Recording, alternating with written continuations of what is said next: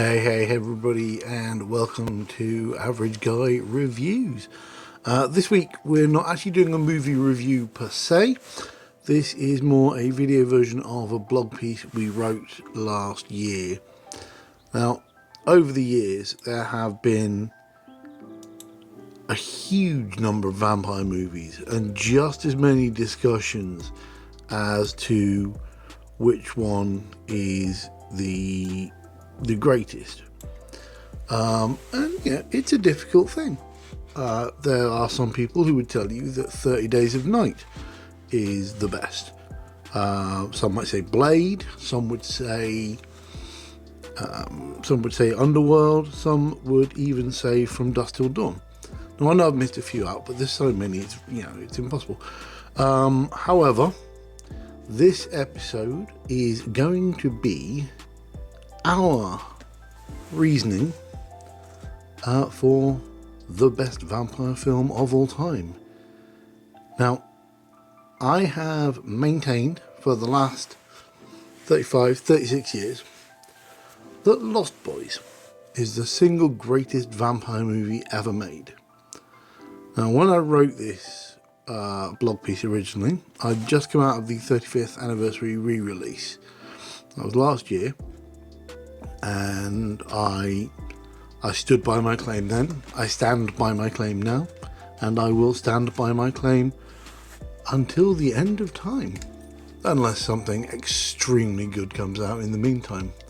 However, here is 8 reasons why Lost Boys is the best vampire film ever made.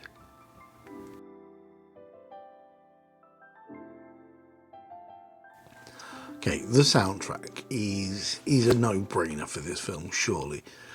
Any soundtrack that includes People Are Strange, originally by The Doors but covered by Echo and the Bunnymen for the film, has got to be automatically headed to the top of any list. I mean, it's an outstanding song and just so eminently singable. But when that soundtrack also includes Cry Little Sister by Gerard McMahon, Laying Down the Law by INXS and Lost in the Shadows by Lou Gramm, I mean, it is just an outstanding soundtrack. And compared to pretty much every other vampire film I can think of, there isn't another soundtrack that is on that kind of level. Yeah, you might disagree, you might not. Personally, I think the soundtrack is a really major selling point for this film. It is just outstanding. Now, for reason 2.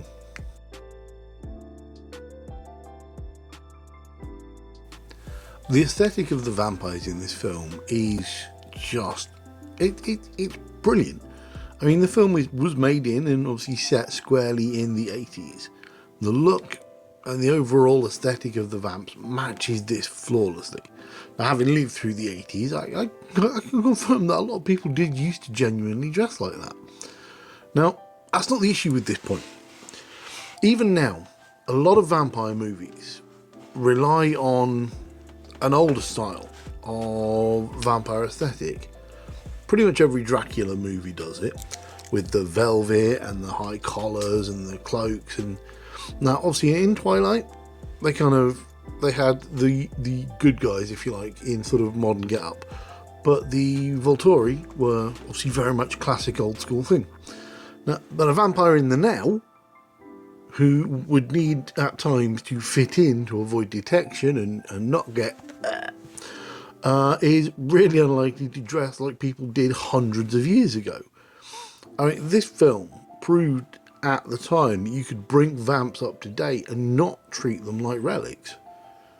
I mean, if anything, when it comes to the aesthetic, a lot of vampire films that followed this owe a lot to this film.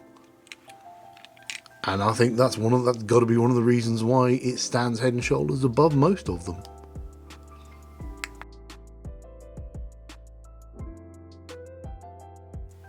One thing this film does really well as well is talk about the classic vampire tropes. Now, throughout the film, we're advised on all the classic ways to kill or hurt vampires. The use of holy water, garlic, sunlight, stake through the heart. And obviously the thing about mirrors and reflections is brought up as well, because one character begins to fade in a mirror as he starts his transformation into a vampire. Now, some vampire films mess with these tropes and try to bring in new stuff that often just doesn't work. Sparkling in the sunlight, I'm looking at you. Yeah, this film did do one thing that added to these classic tropes.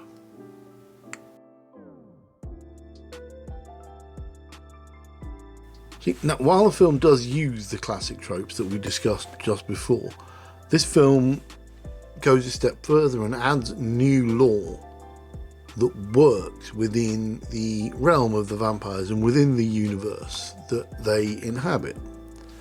Well, based on Bram Stoker's sort of seminal, iconic vampire book Dracula, most vampires turn to dust when they are staked.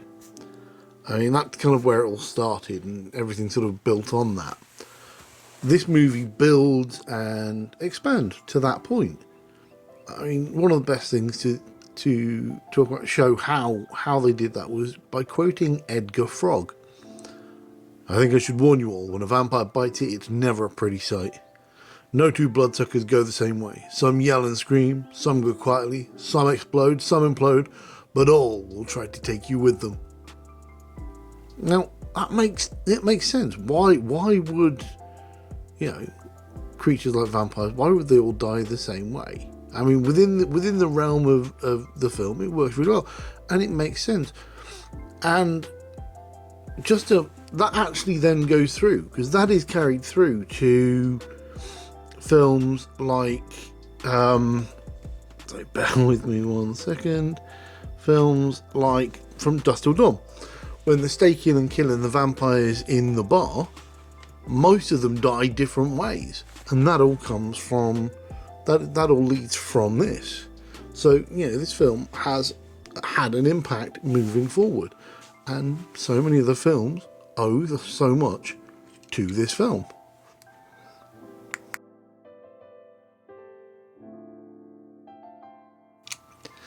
Having quotable lines in a vampire movie is a fairly standard thing.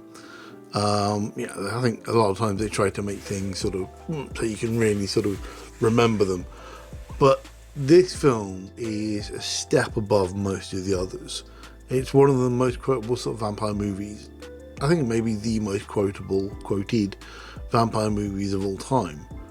I think lines like Kiefer Sutherland's David saying, "You'll never grow old, Michael, and you'll never die."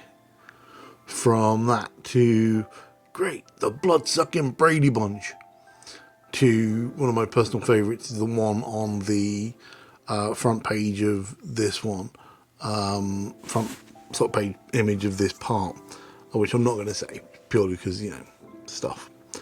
And then you've got things like, "You're a creature of the night, Michael, just like out of a comic book."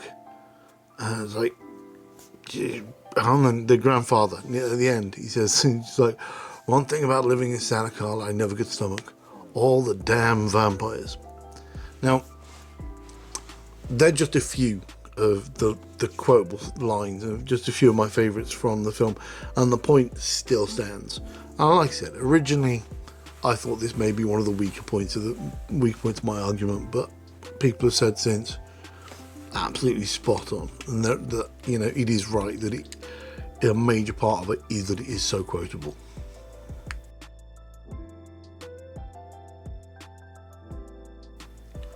Even when we can't see the vampires on screen, we know certain things about them. They fly, they are a clearly terrifying sight, and they are violently and inhumanly strong. They hang upside down in their lair to sleep, and they have the strange eyes and fangs we all expected. And yet, despite their inhuman and violent nature, they are portrayed as intelligent and calculating. Sometimes that doesn't happen. I mean, sometimes you get sort of the intelligent, calculating vampires that don't come across as hugely scary. Sometimes you get vampires who are just purely violent and don't come across as particularly intelligent. In this film, it's a really good balance of both aspects of the vampiric nature. It's absolutely a combination that makes them a force to be reckoned with within the vampire community. And again, another great reason as to why this is so much better than a lot of other vampire films.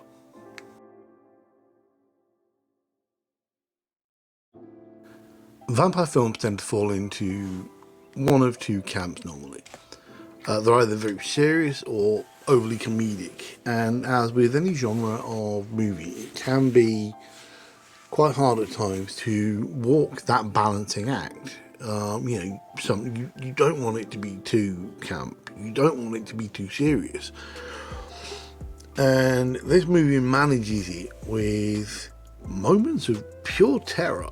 I mean, the scene right near the beginning where the security guard is locking down the fairground, and you know the vampires are coming, but you don't see them, and you see the pure terror in his face, and then he's lifted and ripped off the floor. It's just, but it is interspersed with a few light comedic moments. You find yourself at times fearing for some of the characters, only to find a short moment of relief later on with a laugh before the terror returns. Now, neither side of this equation is overdone in this film, and neither aspect steals away from the other. And, that is a very, very hard thing to do. And this film does it absolutely perfectly in my eyes.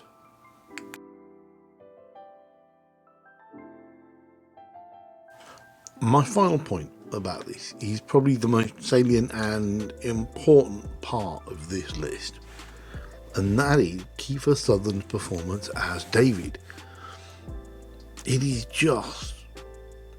a flawless performance. It's absolutely brilliant. And even now, 36 years later, a lot of people, despite Kiefer Sutherland's extensive career, and he has had a massive career, a lot of people will go back to this. They will go back to knowing him as David from The Lost Boys.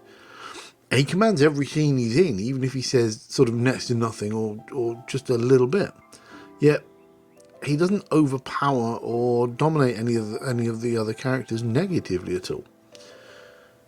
His use of sort of non-verbal communication, his eyes, his smile, and his general overall demeanour as the leader of the vampires, is just fascinating to watch. And then he has his final battle with Jason Patric Michael, just zipping in and out of the shadows and taking control from the high ground. It's just an absolutely brilliant final sort of fight between the two characters. I said, personally, now 36 years later, I look at Kiefer Sutherland and I see David. That is longevity. That is power of the performance, and that is why he is so good in this film. And one of the big reasons why this film is so much better than anything else. I can't think of another vampire film that has a performance of a vampire that is as commanding and as powerful as this performance by Kiefer Sutherland. And so, there you have it. My 8-point list of why Lost Boys is the best vampire film ever made. Now, I'm already aware of arguments that might come, specifically from the Dusk Till Dawn crowd. I acknowledge the excellence that and many other vampire films do have. But for me, David and his Lost Boys will always reign as kings. Although, there is one final point.